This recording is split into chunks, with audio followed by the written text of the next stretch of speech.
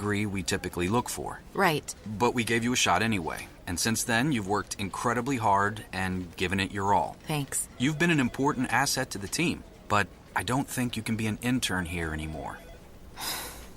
We want to hire you. You're serious? Absolutely. Find your next great employee. Introduce yourself to the grads of life. Who are they? Talent worth knowing about.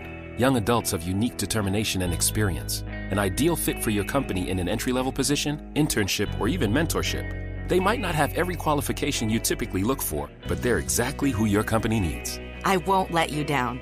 I know. Don't miss out on a resource many innovative companies have already discovered. Go to gradsoflife.org to learn how to find, cultivate, and train this great pool of untapped talent. Brought to you by the Ad Council and gradsoflife.org. My Hometown is made possible by Herald Community Newspapers. For more local news, visit liherald.com. Got a story to tell? Call 516-569-4000. WHPC. And now we return to My Hometown.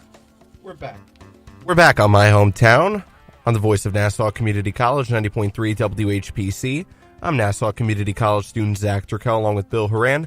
And our guest today is Randell Bynum, who is the CEO of the Girl Scouts of Nassau County. And Randy, I have a question. Sure. So what are some of the challenges that you face in providing Girl Scouts in Nassau County?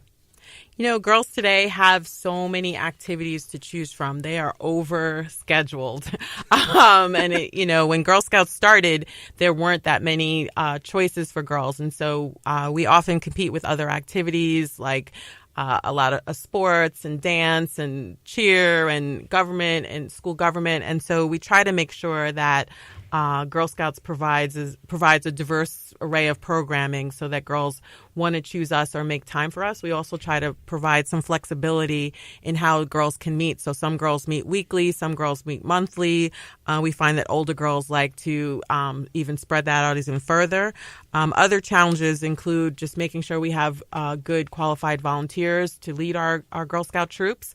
And so we do a lot of volunteer support and enrichment to make sure that our volunteers feel appreciated and prepared to lead troops. And then I would say, finally, for some girls, it's a challenge to afford to participate in Girl Scouts. So we make sure that we provide financial assistance to any girl that needs it to make sure that there's not a girl that doesn't have access to our programs. And so that financial assistance is provided not only through local grants and funds, but from our own membership through our family giving, family partnership. Families have the opportunity to give back to Girl Scouts to allow other girls to participate through our financial assistance program. Randy, that works right into the question because I was going to ask you about volunteers. Where do they come from? Who are your volunteers? What are their backgrounds? Can you fill us in a little bit about that? Girl Scouts in Nassau County has about 5,000 adult members. A good amount of those are volunteers. Some of them are our parents. And you mentioned earlier, some of them are cookie managers, or some of them are just the folks that provide, support and snacks. But the majority of our volunteers are moms.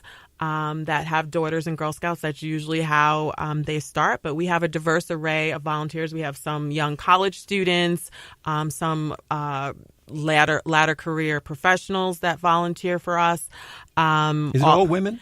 It's a lot of women, mostly women, but we do have a lot of dads and uncles and grandpas that join in to make sure that girls have I'm a good... all three of those things. There you go. I just realized that. And I'm none of them. I get 3 boxes of cookies. There you go. And all our volunteers are provided training and have background checks and get ongoing support. We have an annual kind of opportunity to support and recognize them to make sure that they want to stick with us. A good amount of our volunteers stay with Girl Scouts with the girls from when they're 5 all the way to when they're 18. The idea of giving back is really important to them. And it's interesting because not all of our volunteers are, I was a Brownie troop leader when I was in graduate school, and I like to do a lot of things. I was not the best camper, but I did know how to reach out to the office and get support around camping and make sure that there was someone that was camp trained that can come and help my girls have a camping experience if that's what they were interested in. It almost sounds like that's, I don't want to say secondary, but you don't have to be that person who likes to eat bugs and no, sleep you can out be in the wilderness. and you know what? One of the great things is that it's important for girls to have exposure to a variety of different adults that have different experiences and skills. And so that's one of the things we encourage is that as a troop leader, your responsibility is to lead the troop, but you can also kind of source out other experts in other areas. And so for me, my sourcing out was around camping, but for other people, it could be around crafts or dance or music or sports or cybersecurity. There we go. So we have a lot of, robotics coaches are another kind of pool of volunteers. So we kind of, whatever your interest is, we can find a volunteer position for you. And our volunteers, as I said, range in age.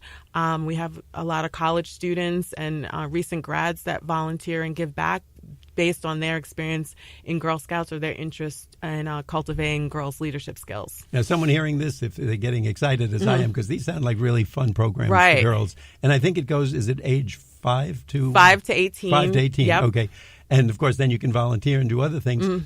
How do they get in touch with you? Where can they find out more? Can they go for a tryout? Yeah, they can go on our website, and there's a volunteer button if they go to gsnc.org and hit that volunteer. If you're interested in being part of our vast pool of volunteers, we'd love to have you. And like I said, we have all sorts of, from sports coaches to robotic coaches to, we had a improv class. So whatever your interest is, we can probably find a program that you can help support us. So it's not just being a traditional troop leader. And somebody looking to use their talents, either because they've retired early or maybe later, would just like to share with someone. Hit that right button. Here in Nassau County. You don't have to go. In fact, I think you said you're right in Roosevelt Field. Right, we're right here in office is Roosevelt there, Field, and hit that gsnc.org button and say you're interested, and we will help find a space for you and get you started. And if our listeners want to know what station are they listening to for this wonderful show, you're on 90.3 WHPC, the voice of Nassau Community College. Today we're interviewing Randell Bynum. She is the CEO of the Girl Scouts of Nassau County. And I'm Bill Horan, along with Zach Turkel. Zach?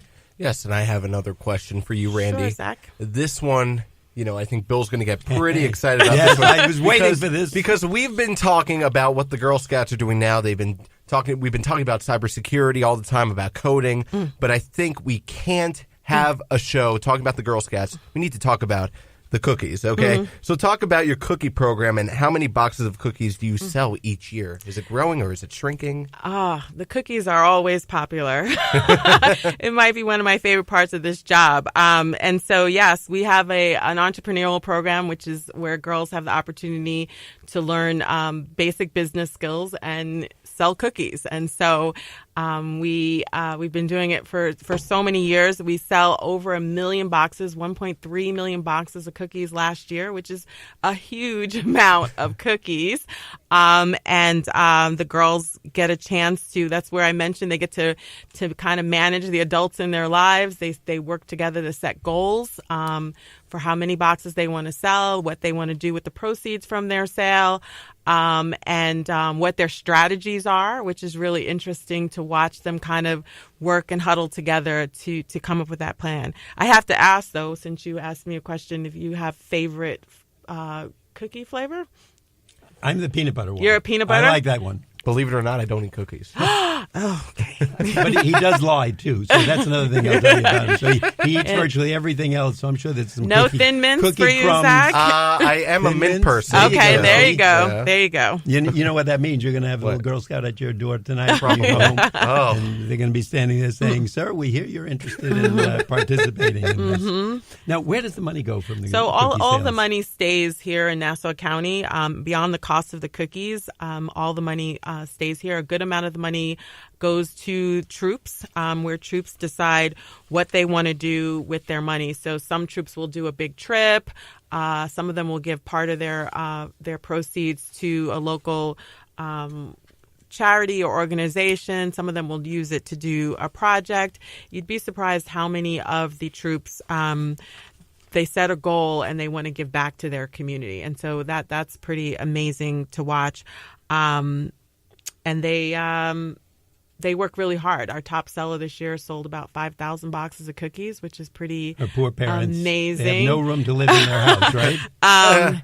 And so the goal setting is serious. And as you can imagine, that skill lives with you for the rest of your life. And so it helps you when you want to pay for college, when you're ready to buy a house or a car, take a family vacation, all those skills on managing people and setting goals and making decisions really play a good part. And of course, the math skills involved as well. I always say to people, sometimes we don't realize, because if it comes easy to us like dancing or singing or a good athlete, but here's an opportunity for a young girl to exhibit business skills. Yep. And she may or may not want to use them later in life, but it's nice to know you're a good salesperson, you're a good organizer, Right. you could manage anything. Right. And I'm sure you can see Right. that stand out It's all of a sudden, amazing. like, I want her managing anything I'm running, because she's good. It's amazing to see a Brownie Girl Scout just speak up, like learn to use her voice and ask and explain. And a lot of times if you see a booth sale in front of your local supermarket, it's a great idea to go up to those girls and ask them, what is your goal? What goal did you set? What are you going to do with your proceeds? How are you going to give back? Are you going to take a big adventure?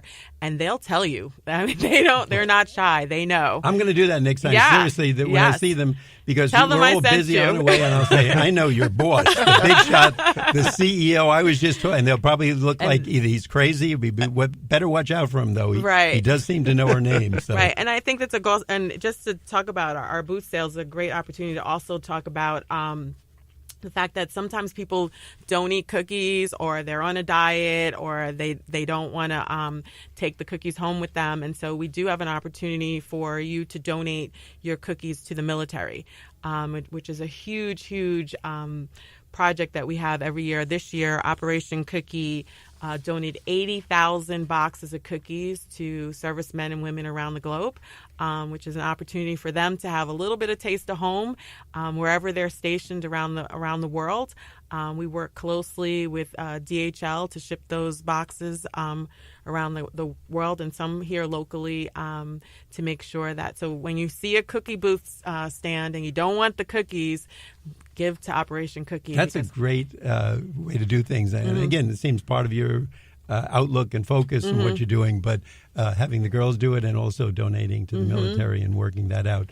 Randy, before we wrap up, is there anything else you would like to tell us? And in fact, once again, just tell someone if they're interested in this, want to know more, and explore for their children. Right. So our website, GSNC.org, has all of our information, our programs and events. This is our 100th year here in Nassau County, so I'm making sure that everyone is going to be celebrating. We have for adults, we have a wine tasting coming up on November 29th at the Marriott, and you can click on the website and for Sip and Savor. And then Sip and Savor. And then on March 14th at the Garden City Hotel, we'll have a gala that will. And that's 2019. 2019, we'll have a gala that will kind of culminate all of our celebrations. And then just look out for more information about our service hours and our campfire, also for our 100th anniversary this year. That's an event to celebrate. Obviously, you're doing great work, and please continue it. Randy, we want to thank Randell Bynum, the CEO of the Girl Scouts of Nassau County, for being with us on My Hometown on 90.3 WHPC. I'm Bill Horan, along with Zach Turkel. Thanks for listening to My Hometown. We like to get your feedback on My Hometown. Send your comments to WHPC at ncc.edu. My Hometown is produced by Jim Green, executive producer. Nassau Community College, where success starts and continues. Till next time, this is Bill St. James. And remember, there's no town like your hometown.